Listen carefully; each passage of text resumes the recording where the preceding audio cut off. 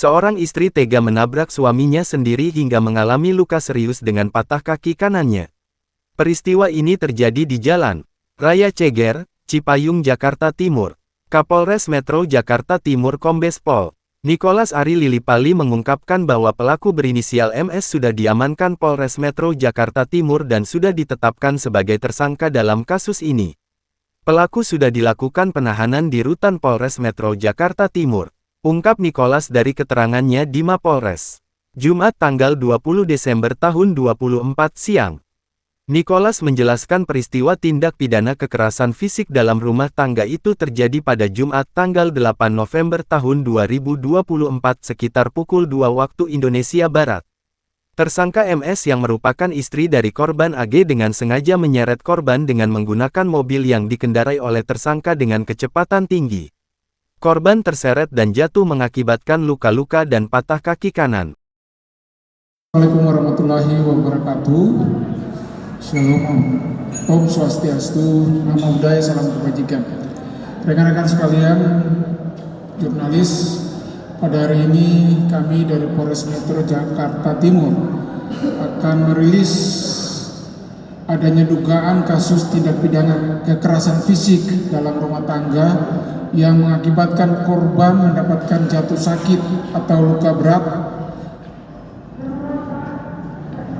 sesuai dengan pasal 44 ayat 2 Undang-Undang RI nomor 23 tahun 2004 tentang penghapusan kekerasan dalam rumah tangga atau KDRT.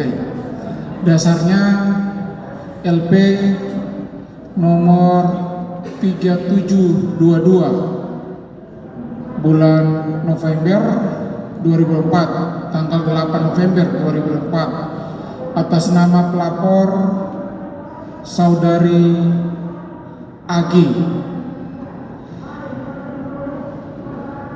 Tempat kejadian perkaranya yaitu pada tanggal 8 November 2024 sekitar pukul 02.00 subuh di daerah Jalan Raya Ceger, Kecamatan Cipayung, Jakarta Timur. Adapun korban dalam hal ini adalah saudara AG. AG ini adalah suami daripada tersangka yang beralamat di wilayah Kecamatan Medan Satria, Kota Bekasi. Itu alamat KTP-nya ya, alamat tempat tinggalnya di wilayah Kecamatan Tarumajaya, Kabupaten Bekasi, Jawa Barat.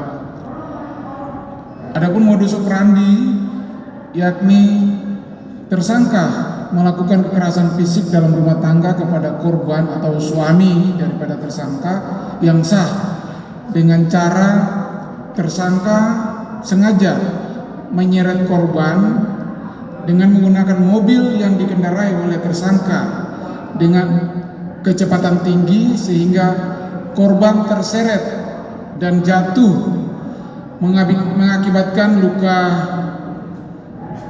dan patah kaki kanan, yang pada saat itu korban mengikuti tersangka yang akan dijemput oleh pacarnya di TKP. Jadi pada saat itu memang korban ini mengikuti jejak tersangka yang disinyalir akan dijemput oleh pacarnya di TKP. Kronologisnya sebagai berikut. Tersangka melakukan kekerasan fisik dalam rumah tangga terhadap korban, suami sah daripada tersangka, karena tersangka diketahui oleh korban sedang menjemput laki-laki lain yang awalnya tersangka sebelum kejadian menjelaskan kepada korban bahwa tersangka berada di apartemen melalui sambungan video call dengan tersangka. Menjelaskan kepada korban berpamitan untuk tidur, namun korban merasa curiga. Selanjutnya mengecek posisi handphone tersangka, ternyata bergerak menuju wilayah Jakarta Timur dan berhenti di TKP. Selanjutnya korban menuju wilayah Jakarta Timur dan mencari keberadaan tersangka.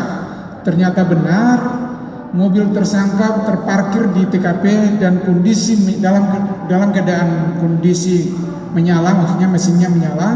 Kemudian korban menghampiri mobil tersangka, namun tersangka menolak korban dan masuk ke dalam mobil. Bahkan pada saat korban berusaha masuk ke dalam mobil, tersangka tidak menghiraukan, bahkan tersangka tetap melajukan mobil dengan kecepatan tinggi, dan pada saat itu tersangka mengetahui bahwa kaki korban sebelah kanan sudah masuk ke dalam mobil, jok depan ya sebelah kiri. Namun oleh tersangka, mobil yang dikendarai tersangka tetap melaju kencang sehingga korban tidak tahan lagi menahan pegangan. Kemudian kurang lebih 200 meter korban terjatuh yang mengakibatkan korban luka-luka dan kaki sebelah kanan patah, dan tersangka membiarkan korban dan tidak memberikan pertolongan, dan korban menghubungi tersangka melalui telepon dan WhatsApp untuk meminta pertolongan, namun tersangka tidak menghiraukan dan tidak memberikan pertolongan, bahkan tidak menjawab panggilan telepon ataupun WhatsApp. Hingga saat ini tersangka tidak pernah menanyakan kondisi korban dan anak-anak yang diasuh oleh korban yang saat ini masih menggunakan alat bantu untuk melakukan aktivitasnya. Jadi sampai saat ini korban masih tetap pakai tongkat ya, karena luka berat tadi yang dialaminya. Jadi dalam hal ini tersangka berinisial MS sebagai ibu rumah tangga, alamat KTP dan alamat tempat tinggal juga sama seperti korban yang merupakan suami sah. Adapun barang bukti yang dapat kami sita yaitu hasil pemeriksaan psikologi kepada korban dari Rumah Sakit Polri. Berikutnya 1 buah kaos milik korban. Berikutnya 1 pasang sendal milik korban dan 1 buah flashdisk rekaman CCTV. Jadi pasal yang dilanggar adalah pasal 44 ayat 2 Undang-Undang Republik Indonesia nomor 23 tahun 2004 tentang penghapusan kekerasan dalam rumah tangga atau KDRT. Ancaman hukumannya adalah paling lama 10 tahun penjara. Kami sampaikan juga bahwa kekerasan yang dilakukan oleh tersangka terhadap korban ini bukan hanya baru 1 kali. Itu hasil keterangan yang disampaikan kepada penyidik demikian.